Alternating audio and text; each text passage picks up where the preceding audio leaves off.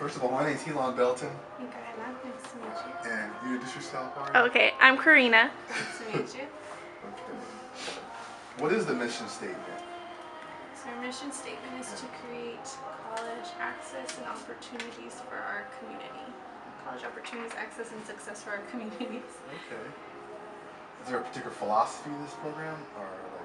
We operate off of certain values, so our values are communication, excellence, innovation, integrity, respect, and teamwork. And recently we went through, I guess, a reevaluation of our mission and values, so that was kind of a process where I think there was like a Google Docs form created as like a survey to point out like what we each thought the values should be. And from that they came up with this new one, so I think this was barely revised a few months ago.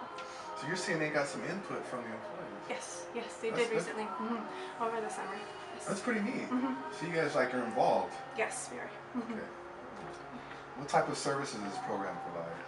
We provide a lot of services having to do with college access applications for school, essay writing, financial aid, filling out the FAFSA, looking for scholarships, or anything and everything having to do with the whole college access component and applications. Okay.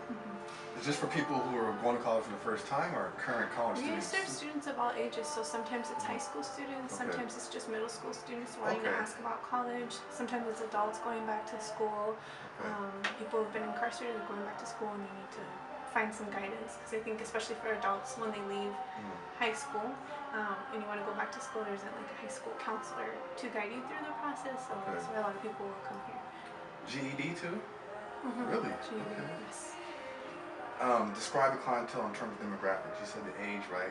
The ages vary, although most of our population is probably under 25. Okay. I'm not certain. I know we tried looking at the data recently, but it is mostly an under 25 demographic, but we do have adults that we serve over the age of 25. Both genders? Both genders, mostly first generation students. Okay. All races? Okay. Yes. What types of professionals are employed in this program? Here we have a lot of people just advising experience in the field of education. Some of us have our bachelor's degrees in education or some type. Some actually have different majors that came into this field and have stayed in this field, in the field of education. Some of us have our masters, so kind of an array, but mostly within the human services or education majors and studies. That's neat. Okay. What type of training, education is needed to work here? A bachelor's degree. All of the advisors have at least a bachelor's degree, and it's more experience with advising. So I know someone has a history major, have English majors, architecture majors, people with other majors, but they still end up in this field. So it's more of the experience and the passion. I was going to say the passion, right? Yeah, because it's also nonprofit. So nonprofit, it's not known for paying a lot of money, but it's known for also being, I think, drawing people who are passionate about the work that they do. So you're not here for the paycheck. The community? That's nice. Okay. What are the human service workers' productivity expectations? Like, what are you? After we meet with each student on our intake forms, we have like a list of the services that we provide. So we'll check off the boxes and the data entry staff will input that into a system, and those reports are given to the city. Because we are the building itself is owned by the city of San Antonio, but the staff is through the San Antonio Education Partnership. So we have that part of the accountability and submitting our information to the city. So measuring like what services we're providing to students. Okay, nice. How many hours of paperwork are required each week? So the nice thing about this job is like our paperwork is simply just checking off those boxes, and it's the data entry staff that inputs that system. So his job is all data entry, and that's what he does. So. How many hours are expected from the employees? None of us do much data entry except the main people, like our program manager. She does a lot of that, and the data entry staff. Are you in the 8-hour work, that 12-hour work day? And it's mostly just advising. It's just all walking basis. So sometimes it's really, really busy where there's not even very much time to eat, and sometimes it's a little slower. Like right now, Friday mornings, Saturday mornings tend to be kind of slow, but once like noon hits, we're all pretty busy. You mentioned Saturdays, so 6 days a week this is open? We're open 5 days a week, Tuesday through Saturday. Okay, so Saturdays you guys come in without people coming in? Tuesday through Saturday. No, Tuesday through Saturday, yeah. So Sunday, Monday we're closed. Nice, okay. Just a repeated question, so what is the mission statement philosophy of this particular part? What are some of the challenges you guys encounter in this setting?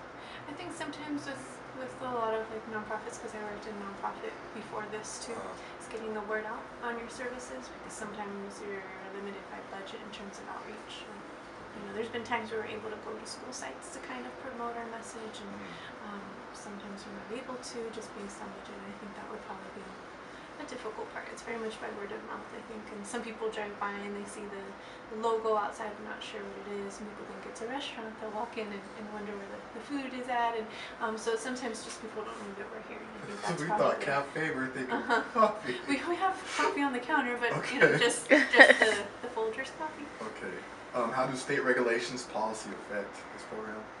Well, our funding, a lot of our funding is through grants. Okay. So there's one person that's in charge of writing those grants, Okay. along with our program director of the educational partnership. Okay. So it's a lot of grant writing that helps to keep our jobs. Okay. Like I said, the city keeps the lights on. The city provides the scholarships to students. There's a Cafe College scholarship, and that's funded through the city and other grants as well. But a lot of it's grant funding. Okay. Mm-hmm. What are you said grant funding was? Is this program evaluated, and how is it evaluated? Yes, it is. It's evaluated through those measures. It's also evaluated through like the number of students that apply for the Cafe College scholarship, number of students receiving services in the school site, because Cafe College is one component of the San Antonio Education Partnership. Other component is Road to Success. Those advisors are the ones in the school site setting. Okay. So your job is here to help. What can we do as the public to offer any assistance to try and get the word out? It's any way that you can promote the services that we provide here, letting people know it's all free services. It's just guidance for their college applications and getting a neutral, non-biased perspective, especially like their essay writing, things like that. But just getting the word out that there's all these free services, partially through the city, partially through a nonprofit, and not a lot of cities have a unique program like this. The city of Houston just opened up a Cafe College. I think we've had like other cities that come to visit us, like Waco, come to observe, to kind of see if they can implement something similar to this in their city as well. You mentioned earlier that you guys are usually busy. So people have heard about this People program. have, and I think it was in April. Mhm. I'm not certain, but I believe it was April. In April, we had reached the 50,000 unduplicated students in the time that we've been open, and we've been open since 2010. So since 2010, you've reached 50,000 Unduplicated people. unduplicated. So we had a lot of students that just come back. So unduplicated means one time. That they've been Okay. here one time, and because we'll have students that will come back multiple times and say their application process. So, but we have we're probably more at like 53 by now, 53,000. Since 2010? Since 2010, when our doors opened. Do you guys get attached to some of the people you work with? You see conflict? We do, but it is a very much, that's one part that I miss from my old job, but there's case management, and here we don't provide case management. It's just a stop and, one stop and go kind of center. They can come back if they want to. We don't really keep in touch with them unless it's something in particular. But there's so many students that we see on any given day that it's hard to remember everyone's names. I haven't been able to remember names. Remember faces. Once I see them, I'm like, oh yeah, we did these things when we were last year. But trying to remember everyone's names is difficult when we see a lot of students. Man, that's almost 8,000 a year, right? Oh, wow.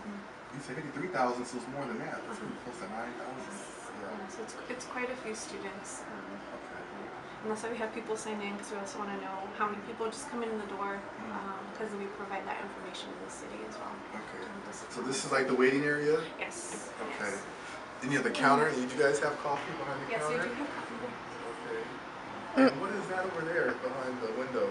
Behind the windows, those are just office areas. Okay. Yeah, behind the office areas, we have 2 computer labs. Two computer labs? They're open to the public to use as computers for their applications and college process. We have 3 classrooms.